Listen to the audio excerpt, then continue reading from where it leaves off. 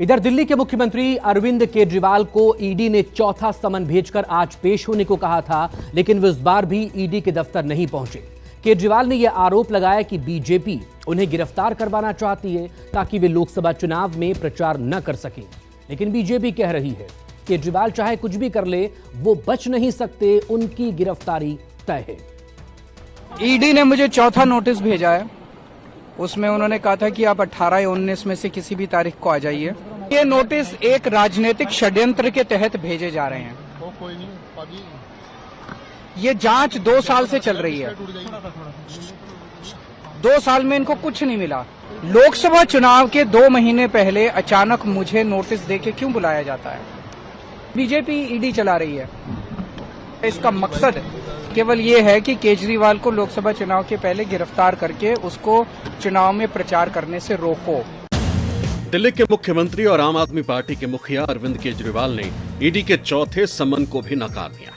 पहले, दूसरे और तीसरे की तरह चौथे नोटिस को भी बीजेपी का सियासी षड्यंत्र बता दिया। खुद को लोकसभा चुनाव प्रचार से रोकने की साजिश बता दिया।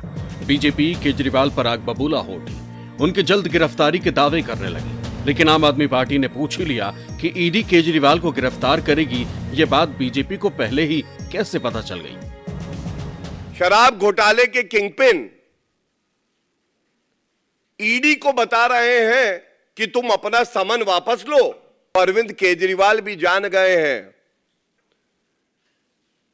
कि उनका भविष्य जो है वो अंधकार में है, जनता को जवाब देना पड़ेगा। ईडी समन के बाद भारतीय जनता पार्टी के प्रवक्ता गौरव भाटिया जी ने प्रेस कॉन्फ्रेंस करी और कहा कि ईडी अरविंद केजरीवाल जी को गिरफ्तार करेगी, ईडी अरविंद केजरीवाल जी को जेल में डालेगी। ईडी अपने समन में नहीं लिखती है कि अरविंद केजरीवाल जी को विटनेस के तौर पे बुला रहे हैं या अक्यूज्ड के तौर पे बुला रहे हैं। तो भारतीय जनता पार्टी को कैसे पता चल जाता है? यह भारतीय जनता पार्टी और उसके प्रवक्ताओं को इसलिए पता चलता है क्योंकि ईडी के समन का स्क्रिप्ट भारतीय जनता पार्टी के हेडक्वार्टर में लिखा जाता है। तो आज ये कहना गलत नहीं होगा, शराब घोटाले के किंगपिन ईडी को बता रहे हैं कि तुम अपना समन वापस लो। साथ में वो ईडी से सवाल पूछ रहे हैं। आजाद भारत के इतिहास में ऐसा नहीं हुआ है कि कोई व्यक्ति जांच एजेंसी समन देके बुलाए और वो जांच एजेंसी से कहे ये बताओ समन वापस लोगे या नहीं। पहले भारतीय जनता पार्टी तय करती है कि किसको जेल में डालना है, किसको अरेस्ट करना है, और उसके आधार पर ईडी को, सीबीआई को कहा जाता है कि केस चालू करो, समन करो, इनके घर पे छापे मारो। और यही आज दिल्ली में दिल्ली के मुख्यमंत्री अरविंद केजरीवाल जी के साथ हो रहा है। ये जो लंबे लंबे पत्र आप जांच एजेंसी को लिखते हैं, उसकी बजाय आप कोर्ट क्यों नहीं जाते? आप क्यों नहीं कोर्ट जाके सारे साक्ष्य दलील अपनी रख दें? और मैं पुनः कहूंगा, दूध का दूध और शराब की शराब हो जाने दीजिए। अरविंद केजरीवाल भी जान गए हैं